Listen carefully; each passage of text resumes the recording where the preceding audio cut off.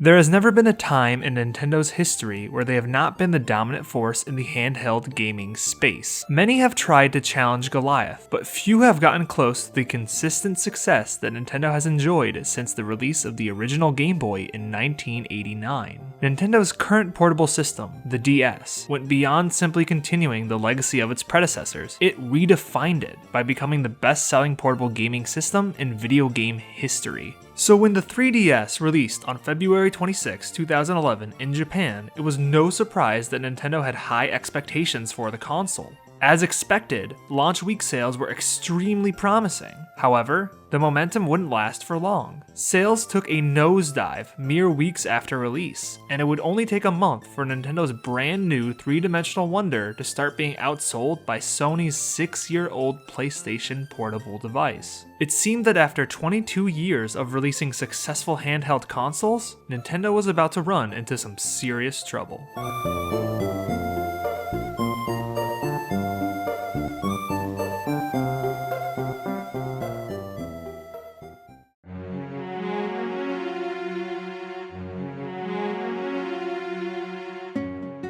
The trend continued well into the European and American releases for the console. Like Japan, Europe experienced a sharp decline in sales almost immediately after launch. American gamers, on the other hand, seemed generally uninterested with the system as the 3DS failed to surpass sales for the original DS. Nintendo had found themselves in a state of panic. With millions of Wii and DS owners hungry for more first-party software and a new home console launching the following year, the company had little room to make mistakes. But unfortunately, the 3DS ship was rapidly sinking. After years of silencing critics and gaining third-party support for their platforms, the 3DS was threatening to destroy all of the goodwill that they had built up during the last generation. President and CEO of Nintendo, Satoru Iwata, didn't have many options, and even with the help of Super Mario 3D Land and Mario Kart 7 arriving later in the year, he knew that Nintendo would have to do something big. We have concluded that, for the Nintendo 3DS to expand enough to become the successor of Nintendo DS, we have to take a drastic approach. On August 12, 2011, just 6 months after its initial release in the US, Nintendo had slashed the price of the 3DS by an astounding $70, ultimately taking the cost down from $249.99 to $169.99. The decision was unprecedented. Nintendo 3DS would be sold worldwide at a loss in hopes of regaining sales momentum and the trust of third-party developers. Unusual as it may have been to have a price cut so soon after a console launch, the sudden drop in price for the 3DS would ultimately prove to be the right decision for the company. The crisis wasn't over, but the bleeding had stopped. Many third-party publishers breathed a huge sigh of relief and gave Iwata and other Nintendo employees positive affirmation behind the decision. As things began to stabilize for the handheld, it was time to take a step back and think about what happened to lead up to this decision in the first place. Nintendo did have another console release rapidly approaching, after all, and understanding what went wrong with the 3DS would help the company avoid similar pitfalls with the Wii U. Iwata cited that the biggest reason for sluggish 3DS sales was due to the lack of big hit software titles during the console's launch window. The rapid expansion of the gaming population with the DS and Wii left Nintendo in a difficult spot when transitioning from one console generation to the next. The company struggled to develop strong first-party content for the DS, Wii, 3DS, and the upcoming Wii U all at once, and this resource strain had caused major delays for 3DS games that were originally planned to arrive closer to launch. When we have a situation where we need to stimulate and maintain the momentum of the current platforms, and we need to prepare for the next platform, it is no surprise that we become short of hands. It would be a lie if we said that we were not facing any challenges inside Nintendo in respect to this situation. Of course, there were loads of additional reasons that could have impacted early 3DS sales. A majority of the system's online functionality, including the eShop, were not available at launch. Nintendo had trouble conveying the general appeal of a glasses-free 3D experience to the same casual audience who had purchased the original DS. The rise of mobile gaming seemed to be screaming doom and gloom for dedicated handheld systems for years. And who could forget to mention the fact that the original price for the 3DS, $249.99 US, was the most expensive handheld console Nintendo had ever released at the time. The 3DS would eventually wind up conquering these low points, but the damage had already been done. By the end of 2011, investors began to voice their concerns about the current direction of the company. The 3DS required a last-minute Hail Mary, which had ultimately cost Nintendo millions in lost profit thanks to having to sell the hardware at a loss. Combine this with low software sales for both DS and Wii, as well as the steep appreciation of the yen currency, and Nintendo's 2011 fiscal year was beginning to look uncharacteristically grim. Under these circumstances, we posted an operating loss for the full year, which was the worst result since we went into business in the video game industry. So it was understandable when investors began questioning the company's preparedness for their next console, the Wii U. If Nintendo had fumbled one system launch, what made them so sure that they wouldn't screw up the next one? Mistakes could not be afforded this time around, as the Wii U needed to be a major hit for the company. Treading carefully, the lessons learned from the 3DS would serve as a starting point to ensure the future success of the Wii U. First, Nintendo was gravely concerned that the immediate price cut for the 3DS had damaged the trust of the consumers who had bought the console early. Iwata was worried that gamers would hold off on buying a Wii U in anticipation of a similar price cut in the near future. To combat this, the decision was made to pick a price point that would prove to be more consumer focused. At $299.99 for the basic model, the Wii U would be sold at a loss from the start, an uncommon concept for the company. The second important lesson that Nintendo learned from the 3DS was that the Wii U needed strong, first-party support at launch. Unfortunately, the company's resources were still very much finite, and Nintendo's internal development teams were still producing content for 4 separate consoles. Nintendo had little hope in winning the quantity game with the Wii U when it came to first-party content at launch. Instead, the company would have to rely on a smaller subset of games that they believed would become evergreen. As mentioned previously, Nintendo considered a title evergreen if the game continued a healthy sales pace months and sometimes even years after its initial release date. What made these titles so important was the fact that they gave consumers a compelling reason to purchase a console during software droughts, an issue that Nintendo had experienced in 2011 with the launch of the 3DS. With this in mind, Nintendo had 2 main contenders vying for gamers' attention that would release alongside the Wii U. The first was New Super Mario Bros. U, a sequel to New Super Mario Bros. Wii, one of the best-selling titles for the Wii. Nintendo Land was the second title. Iwata hoped that Nintendo Land would pack a similar punch to Wii Sports and inspire an audience of casual gamers to once again pick up a Wiimote and have fun with their friends and family. The number was small, but the potential was limitless. In any case, if one or even both of these titles failed to reach their intended evergreen status, the Wii U had a secret weapon that its predecessor did not: strong third-party support. A whopping 32 games would launch alongside the console, and 30 of them came from external developers. The Wii took third-party publishers by surprise when it became a massive success within the industry, and few were willing to let that opportunity slide by with the Wii U. So with a nearly unprecedented variety of games to play at launch and a consumer-friendly price point, it seemed that the company had very little to worry about when the system officially launched in November of 2012. Fortunately, like the 3DS, the Wii U would boast an impressive first few weeks of sales. Unfortunately, also like the 3DS, troubles for the console began almost immediately after that initial wave. In terms of hardware, the Wii U was the lowest selling home console in the US by the end of the year. As you would expect, this did little to drive software sales. Out of the top 20 selling games in 2012, none of them were Wii U titles. If, right now, you are thinking to yourself, this all sounds a little familiar, then you would be absolutely right. Nintendo was experiencing deja vu to the maximum, as the core problems that plagued the release of the 3DS were being similarly replayed by Nintendo's new home console. Unlike the 3DS, the Wii U had games, lots of them in fact. 30 third-party titles launched with the system, and yet core gamers could not be persuaded to play on a Wii U. At the same time, Nintendo's first-party content lacked the simplicity and mass appeal that games like Wii Sports had utilized in attracting a casual audience to the original Wii. The console is having an identity crisis, and with the next big wave of Nintendo games being months away from completion, the company was struggling to keep up. While Miyamoto and other internal developers were working on future first-party titles for the console, Nintendo would have to rely on third-party publishers to fill in the software gaps. This, as it would turn out, was becoming increasingly unreliable as external studios were growing concerned that they had made a mistake by supporting a seemingly unsuccessful console in the first place. The most obvious example of this was Ubisoft. Ubisoft had benefited greatly from Nintendo's quest to expand the gaming population with games like Just Dance, selling millions for the Wii. When the time came to support the Wii's successor, Ubisoft had the confidence to go all in. However, as weeks turned to months and Wii U sales continued to decline and depress, Ubisoft boss Yves Guillemot made the unpopular decision to delay the release of a Wii U exclusive title, Rayman Legends, so that the company had enough time to port the game to other consoles. They were ultimately concerned that they would not sell enough copies on Nintendo's platform alone to justify their initial development costs. Decisions like Ubisoft's were being made by third-party developers around the world, and Nintendo could do little to change their mind besides trying their best to create positive momentum for the Wii U with exclusive and compelling first-party content. According to Miyamoto, creating this content was incredibly hard to do in a timely manner. When it comes to the scale of software development, Wii U with HD graphics requires about twice the human resources than before. Please allow me to explain that we may have underestimated the scale of this change, and as a result, the overall software development took more time than originally anticipated.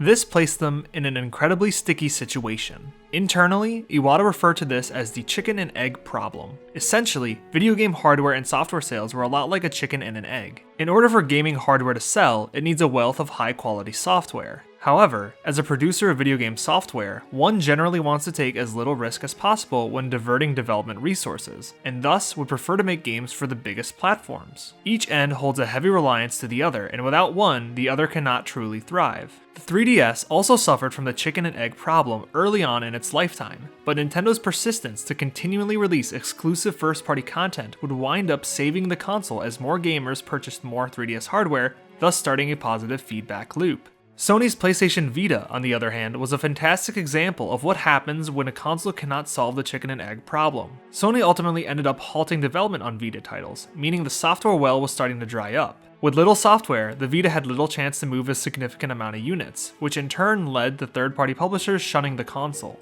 A negative feedback loop. Unlike the Vita, Nintendo had never questioned whether or not they would continue developing games for the Wii U. It was only a matter of when. The company was confident that the Wii U would eventually have a wealth of high-quality experiences, but waiting for these experiences to arrive with little external support would end up costing millions.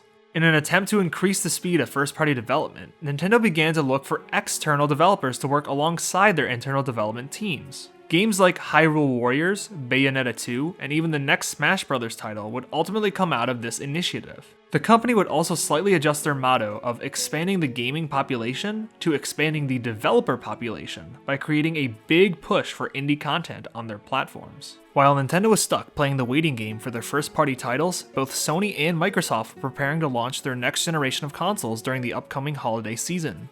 Xbox One and PlayStation 4 threatened to steal the thunder away from the Wii U, which desperately needed a win in order to establish a greater sense of momentum. The software drought for the console continued long into the summer of 2013, where New Super Luigi U and Pikmin 3 failed to generate a noticeably significant bump in hardware sales. Iwata noted that Nintendo was not in a position where they could change the fate of the system with just one title, and knew that the company would need to make some serious changes if they wanted their home console to compete alongside Sony and Microsoft. It started with a surprise announcement that Iwata would be taking over as the CEO of Nintendo of America. I believe that this will be the best structure to achieve closer cooperation between the headquarters in Japan and Nintendo of America. It will enable faster business decisions in order to achieve the same momentum for Nintendo 3DS as we experienced in Japan. It can also revitalize Wii U and expand our digital business. Under this new management structure, we will make our utmost efforts to meet this fiscal year's financial forecast. Now at the helm of both Nintendo of America and Nintendo of Japan, Iwata hoped to bring a sense of urgency throughout the entire company.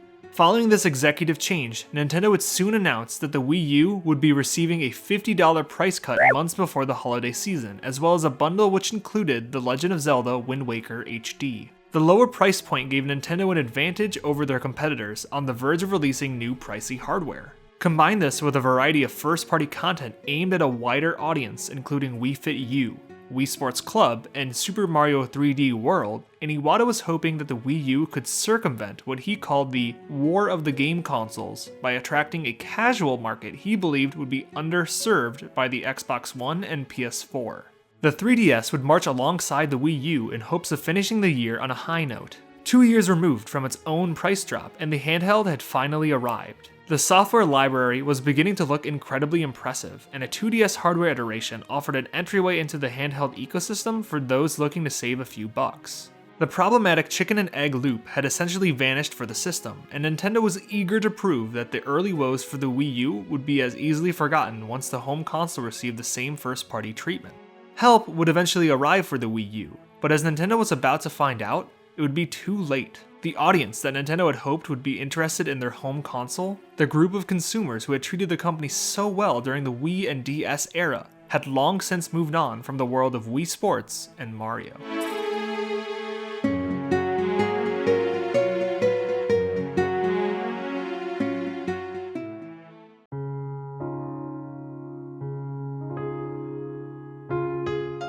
I would like to apologize to our shareholders for having announced a steep downward revision to our financial forecast for the full fiscal year due to unexpectedly weak sales, particularly in the overseas markets in the last year-end sales season. This is how President and CEO of both Nintendo of America and Nintendo of Japan, Satoru Iwata, chose to kick off his January 2014 corporate management meeting with the company's investors. Iwata had come under heavy fire as the results for Nintendo's financial profits rolled in from the 2013 holiday season. He had called it the worst year-end sales season in the overseas market since he became president, and it was obvious that Nintendo had failed to provide a compelling reason for gamers worldwide to purchase a Wii U console. Many investors were questioning Iwata's ability to lead the company into a stable financial position, while others grilled the president on whether or not Nintendo should even remain a video game company that releases any kind of hardware.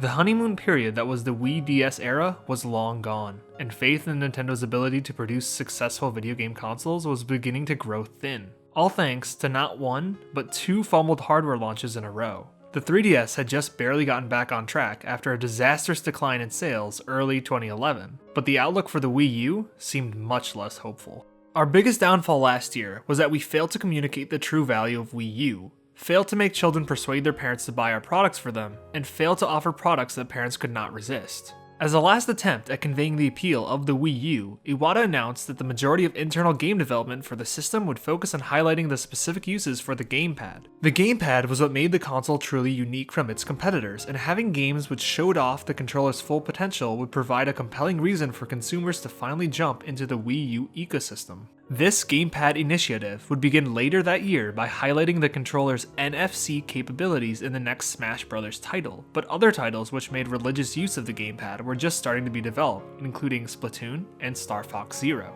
However, none of these plans would calm down a furious group of investors looking for a solution that would ensure that a Wii U-like disaster would never happen again. The juxtaposition from the highs of the Wii to the lows of the U were truly jaw-dropping, and Iwata knew that in order to secure a more stable future for the company, Nintendo would need to undergo a structural revolution. The popularization of the internet and smart devices shows that people's lives are changing dramatically. Just as video games once needed a TV screen and then later handheld devices with built-in screens emerged with the shift in people's lifestyles, we must once again change our definition of video games to keep up with the times. So, for the sake of displaying a sense of leadership and vision for the company, Iwata quickly stopped talking about the Wii U in favor of describing the future direction for Nintendo. Iwata began by highlighting a project which had started before the Wii U officially launched. In an attempt to combat software droughts for their platforms, Nintendo had started looking into integrating the architectures of their handheld and home console devices. What we mean by integrating platforms is not integrating handheld devices and home consoles to make only one machine. What we are aiming at is to integrate the architecture to form a common basis for software development so that we can make software assets more transferable and operating systems and their built-in applications more portable, regardless of form factor or performance of each platform. The effects of this program in the short term were almost immediate. Games like Hyrule Warriors and Super Smash Bros. Were shared between both 3DS and Wii U platforms. In fact, Super Smash Bros. For 3DS was so well integrated with the Wii U version that you could use the 3DS as a controller to play on the Wii U. However, the real prize for all of their integration efforts would be officially revealed alongside their next generation of systems. Iwata compared this transition to how Apple currently handles their array of iOS-enabled devices, stating that their future consoles would no longer be identifiably separate and instead would act like brothers in a family of systems. Iwata decided to finish the meeting by discussing a topic that would act as a breath of fresh air for the company: Diversification. In an attempt to create a more financially stable situation for the company, Iwata announced that Nintendo would be branching out into other areas of entertainment. This would begin with the company loosening their policies surrounding the external use of their intellectual property. Amiibo would be the first obvious example of this. Nintendo would be jumping into the Toys to Life category of video games, which involved buying character figures that would in some way enhance a player's gaming experience. More than this, Amiibo would have the potential to interact with all of the company's first-party content from this point onward. By doing this, Nintendo would ultimately produce a separate stream of steady income that could be improved by the success of their current gaming platforms, but would not necessarily depend on them. Their intellectual property would continue to be licensed out in a variety of ways within the upcoming years, including movie contracts, character merchandise, and a theme park deal. This relaxation of their policies was just one step in the overall goal of diversifying their portfolio, but the intention was clear. Nintendo was looking to expand beyond simply producing dedicated video game devices. Doing so would keep the lights on during unforeseen setbacks from their console business.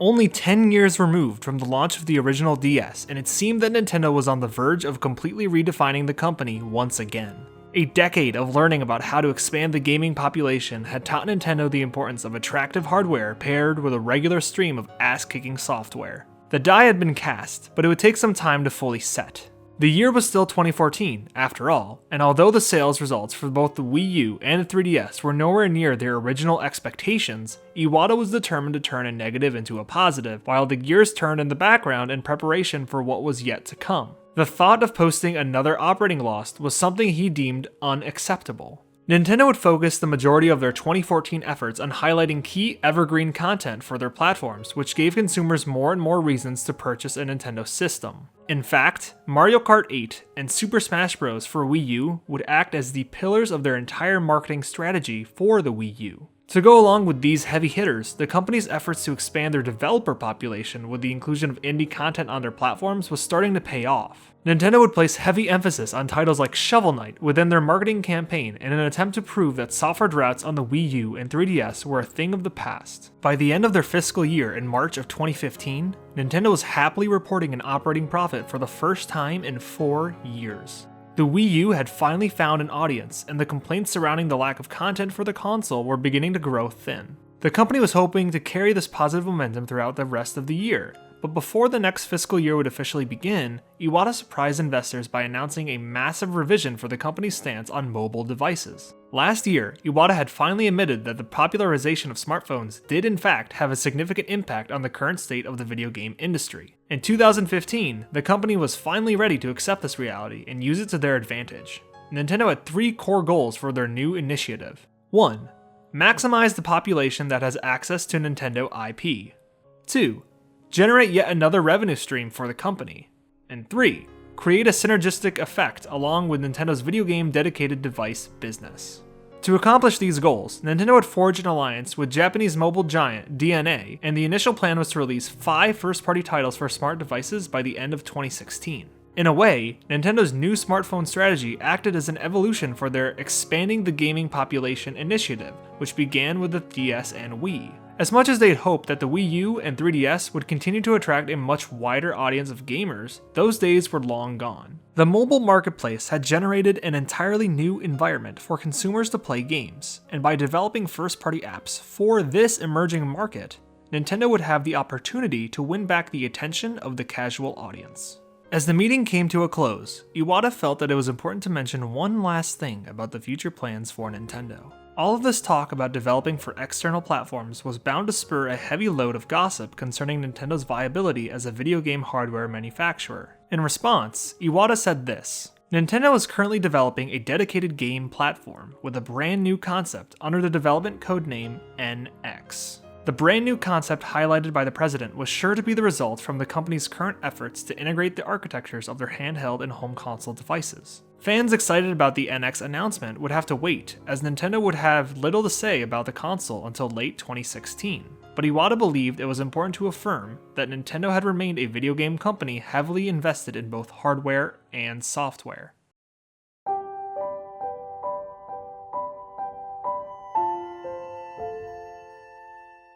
Unfortunately, Iwata would never get the chance to tell us about the NX in person, as he would pass away later that year. As the head of the company since 2002, Iwata had led Nintendo through 3 generations of gaming. It was thanks to him that Nintendo was able to successfully pivot out from the troubled GameCube era and into one of the most prosperous time periods in the company's history. Iwata's time as CEO was not entirely smooth sailing, as the Wii U and 3DS in particular represented a financial low point for Nintendo. But at the very least, Iwata got to see his company bounce back from what seemed to be its darkest hour. In doing so, his legacy would have a lasting impression on the future direction of the company, and his influence would remain at the heart of Nintendo's next generation of consoles.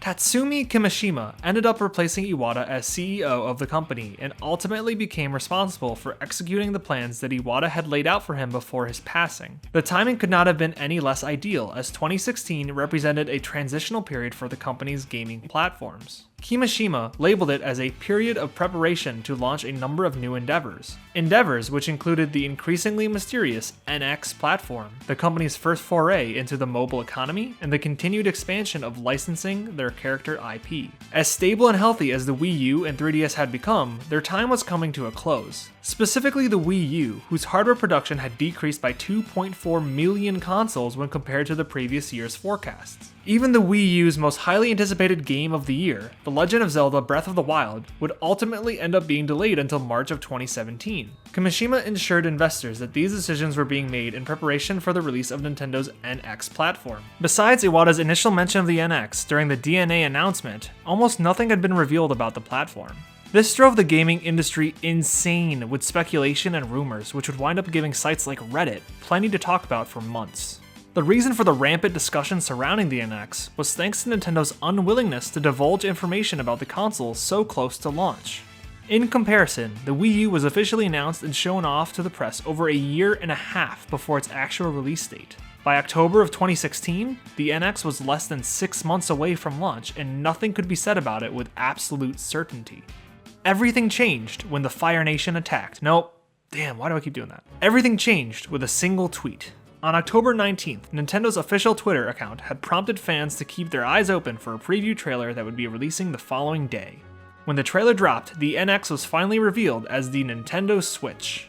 The Switch was a hybrid device that could act as both a home console and a handheld system depending on your personal preference. Looking back at the discussions Iwata was having about the integration of their hardware architectures years earlier, it was easy to see how Nintendo had come up with the idea. It wouldn't be until January of 2017, less than 2 months before the console's ballpark release date, that the public would get a chance to learn more about the Switch via a live presentation orchestrated by Nintendo of Japan. Important tidbits of information were revealed throughout this presentation, including the console's $299.99 price point and a March 3rd release date. As more and more was revealed about Nintendo's new home console, critics began to wonder how the Switch planned to avoid the similar pitfalls experienced by its predecessors. As mentioned earlier, the initial stumbles of the Wii U and the 3DS could easily be attributed to 2 main things: lack of consistent first-party software and the inability to clearly market the consoles to consumers. Nintendo's preview trailer had proven that the company had at least learned from their marketing mistakes. The Wii U specifically had trouble with a casual audience who was confused as to whether or not the system was a successor to the original Wii or simply an add-on peripheral. By calling it the Switch, Nintendo would ensure that everyone was well aware that the system was a brand new piece of hardware meant to succeed the Wii U. Switch, as a name, also bluntly explains the core feature of the console, the fact that you can switch between different playing experiences to enjoy it anywhere, at any time, and with anyone. Their branding this time around seemed precise and expertly calculated. However, none of this would truly matter if Nintendo couldn't back up the system with a wealth of first-party titles throughout its lifetime. As Iwata had learned with the 3DS and Wii U, a new console needs a steady stream of high-quality games in order to avoid the dreaded chicken and egg problem. Thanks to the efforts put into place after the failed launches for both of their current platforms, Nintendo was prepared for the Switch. The core design of the Switch's hardware was the result of the company's initiative to integrate the architectures of their home and handheld consoles. This meant that games were easier than ever to port and/or enhance between Nintendo platforms. Titles like Breath of the Wild, Mario Kart 8 Deluxe, and Fire Emblem Warriors were all planning on releasing within the Switch's launch window thanks to this integration. An improved architecture meant that Nintendo would have an easier time spacing out first-party titles in order to avoid a software drought. Looking at the current lineup, it was evident that Nintendo was planning to pump out game after game in order to maintain momentum throughout the Switch's first year on the market. It started with Breath of the Wild in March, Mario Kart 8 Deluxe in April, ARMS in spring, Splatoon 2 in the summer, and finally Super Mario Odyssey within the holiday season. The lineup was chock full of potential evergreen titles that were perfectly spaced out so that there would always be something to look forward to in a relatively timely manner with regards to first-party content. The worldwide launch of the Nintendo Switch would signal the official end to the Wii era that began over a decade prior in 2006. At the time, Nintendo was in need of a revolution, and bet heavily on a new audience of gamers currently being ignored by the industry. The risk paid off, and their success would elevate the gaming medium beyond anything they could have possibly imagined.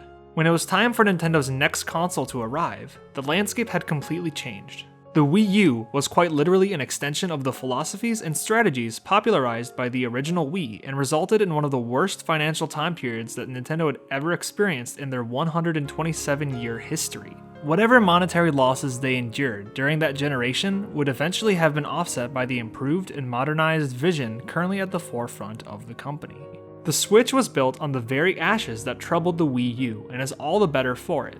It's still too early to tell if the Switch will be able to take full advantage of all of the lessons learned from the Wii era, but at the very least, we as Nintendo fans can take comfort in the fact that Nintendo is a company that is not afraid to try new things. A company that is not too arrogant to admit when they make mistakes, and is always willing to innovate when others won't. As long as Nintendo continues to be a business which holds on to these truths, they will always be able to crawl their way out of any tough situation they may find themselves in.